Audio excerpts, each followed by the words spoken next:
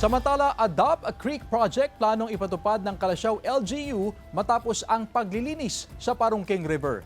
Sudan sa report, Jewel Fernandez.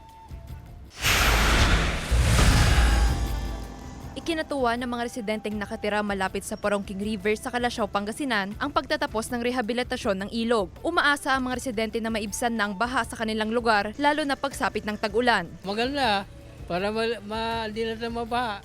Para pagdating ng tag-ulan, hindi na tayo bababa. O para pagbaha, hindi masyadong mataas yung baha dito.